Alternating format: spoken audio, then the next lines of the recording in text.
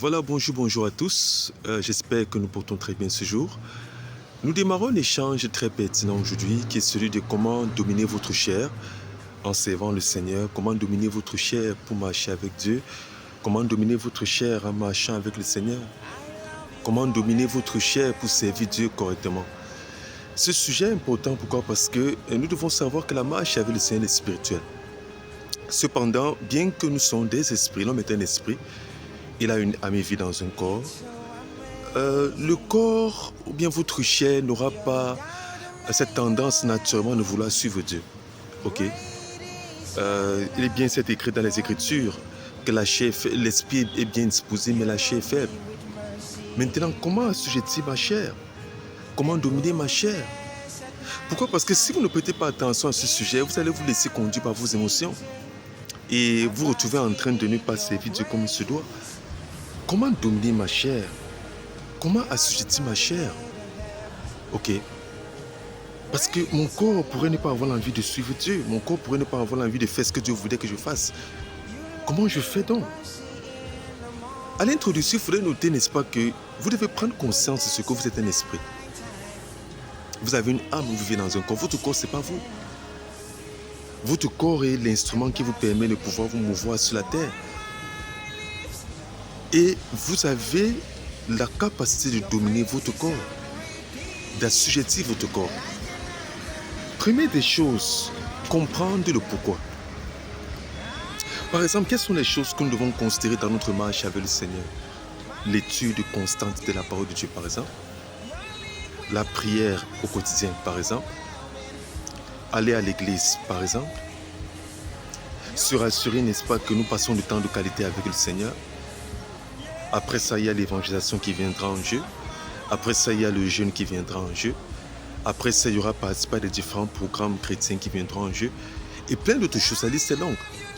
Toutes ces activités auxquelles le Seigneur voudrait que nous fassions pas tous les jours.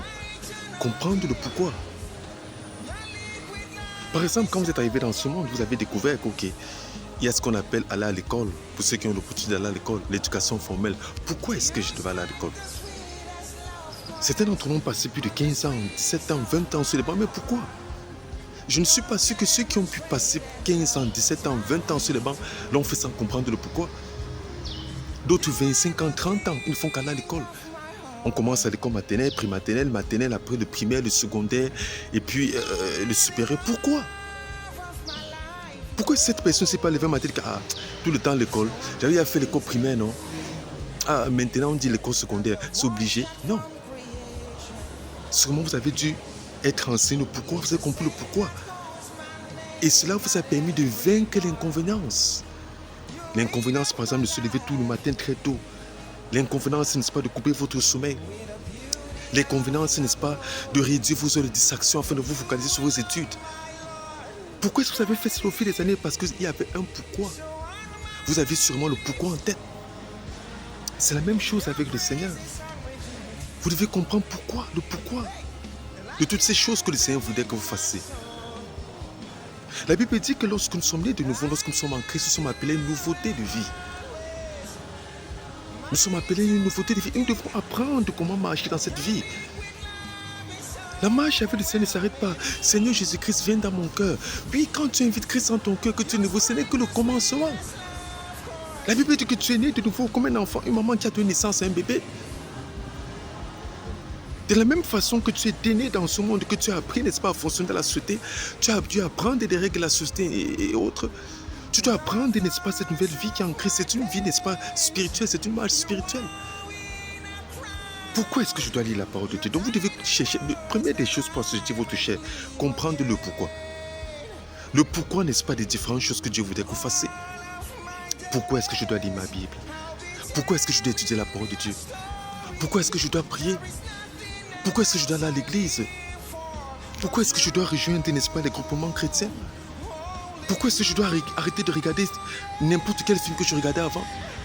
Pourquoi est-ce que je dois arrêter, n'est-ce pas, les différentes associations, n'est-ce pas, qui ne glorifient pas le Seigneur? Pourquoi est-ce que je dois filtrer maintenant mon entourage, mon association, ma compagnie? Pourquoi? Si vous ne comprenez pas le pourquoi, alors cherchez à comprendre et à savoir le pourquoi. Par exemple, pourquoi est-ce que vous devez utiliser la parole de Dieu? Parce que la parole de Dieu, n'est-ce pas, est votre source. La parole de Dieu, n'est-ce pas, est votre source. La parole de Dieu est votre vie. Pourquoi est-ce que nous mangeons, par exemple, la nourriture physique? Pour pouvoir, n'est-ce pas, assurer la survie de notre corps physique. Ce corps physique a été tiré de la poussière de la terre. Alors, ce qui soutient et maintient ce corps vient de la même poussière de laquelle le corps a été tiré. Lorsque vous êtes né de nouveau, c'est votre esprit qui est né de nouveau. Et cet esprit qui est né de nouveau est né de la parole de Dieu. La parole de Dieu est votre vie, votre source. La parole de Dieu, n'est-ce pas, est pour votre esprit ce qu'est la nourriture physique, le riz, le poisson, la patate est pour votre corps. Voilà pourquoi est-ce que j'étudie la parole de Dieu. La parole de Dieu, n'est-ce pas, le matériel, n'est-ce pas, pour assurer ma croissance.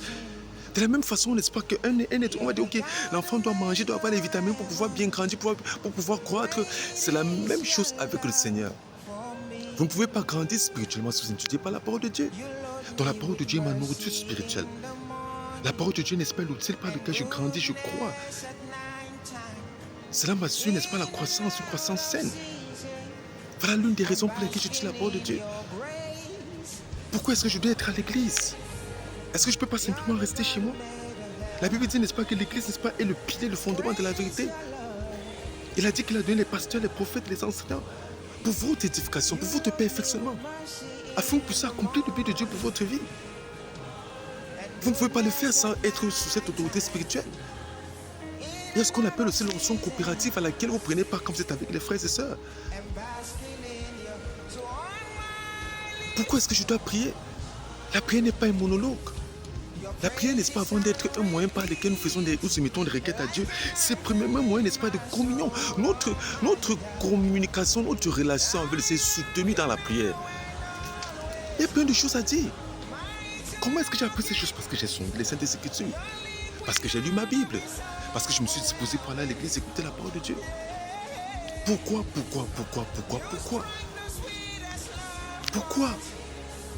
Quand vous comprenez maintenant cela, la deuxième des choses, c'est disciplinez-vous. Choisissez, disciplinez-vous pour faire ce que vous êtes censé faire. Choisissez et disciplinez-vous à faire ce que vous êtes censé faire. Par exemple, vous avez déjà compris à quel point, n'est-ce pas, la parole de Dieu est importante. C'est à vous de choisir de vous lever, par exemple, très tôt le matin, démarrer votre journée avec la parole de Dieu. C'est un choix que vous devez prendre. C'est un choix que vous devez faire. Et vous devez vous discipliner. Vous ne pouvez pas aller au lit à 3 h du matin et espérer être debout à 5 h pour pouvoir lire la parole de Dieu et méditer. Non. Vous devez vous discipliner. Vous avez peut-être dit, ok, mon étude de la parole de Dieu c'est à 10 h. Mais c'est à l'heure là, n'est-ce pas? Il y a un bon match qui est en train de passer à la télé. Qu'est-ce que tu fais? Tu te disciplines. En ce moment-là, ton corps vous dit non. Regarde même encore 15 minutes. Regarde même encore 20 minutes. Après, tu peux repousser. C'est pas grave. Même demain, tu peux continuer. Non. Discipline-toi. Discipline-toi. À l'heure où tu dois être en train de prier, par exemple, ça l'heure où le sommeil semble être sucré. Réveille-toi. Si tu dois verser de l'eau sur ta face, même comme un élève qui va à l'école ou bien qui doit passer un examen, fais-le. Pendant que tu es en train de faire ici, tu es en train d'assujettir ton corps. Tu te lèves un matin. Tu ne ressens pas l'envie d'aller à l'église. Tu te lèves et tu te laves, tu repasses la vie et tu y vas en dépit de ce que tu ressens. Quand tu es en train de faire ici, tu es en train de t'entraîner à ne pas laisser ta chair te contrôler. Tu es en train de choisir et de te discipliner à faire ce que tu es censé faire. Si à l'heure là où par exemple tu es censé être debout pour la parole de Dieu selon ton programme, tu ressens le sommeil, ouais, j'ai sommeil quand tu as dormi, la chair est en train de te dominer. Ta chair est en train de prendre le contrôle. Mais si à cette heure-là, tu dis non, c'est 5h30 tous les matins, je dois être debout à 5h30. Sauf cas exceptionnel, non. Malgré le sommeil, je me lève. Tu as décidé par exemple de prendre un moment de jeûne. Le matin, tu te lèves. Quand tu vois ton pain chargé là que tu avais laissé au frigo, tu es tenté. On peut me jeûner demain, non. Non. Discipline-toi. Discipline-toi. Discipline-toi. Donc voilà, n'est-ce pas, les éléments clés à considérer pour assujettir votre chair. Elles peuvent sembler être simples ou bien banales entre guillemets, mais très puissantes. Ne négligez pas ce qu'on a partagé aujourd'hui. Premièrement, comprendre le pourquoi des différentes choses que vous êtes censé faire. Deuxièmement, choisissez et disciplinez-vous pour faire ce que vous êtes censé faire. Assujettir votre chair, c'est votre responsabilité. Et ce n'est pas quelque chose qui se passe en 24 heures du jour au lendemain. C'est un processus. Au fur et à mesure que vous le faites, ça reste. Au fur et à mesure que vous le faites, ça reste. Au fur et à mesure que vous le faites, ça reste. On va prier aujourd'hui pour cela qui aimerait inviter Christ dans le cœur. Si vous n'avez pas encore fait de Jésus-Christ Seigneur de votre vie, je vous encourage à le faire aujourd'hui. Vous pouvez répéter cette prière après moi et rassurez-vous de le penser du fond de votre cœur. Seigneur Jésus-Christ, je crois que tu es le Fils de Dieu. Je crois que tu étais mort à la croix pour moi et que tu as été ressuscité des morts pour moi. Seigneur Jésus-Christ, viens dans mon cœur, entre dans ma vie. Sois le Seigneur de ma vie, le maître de ma vie, le capitaine de mon âme. Merci Seigneur Jésus pour le lavage total de mes péchés. Merci Seigneur pour la vie éternelle que je reçois maintenant. Et à partir d'aujourd'hui, je marche dans la conscience de ma nouvelle vie avec toi. Amen et Amen.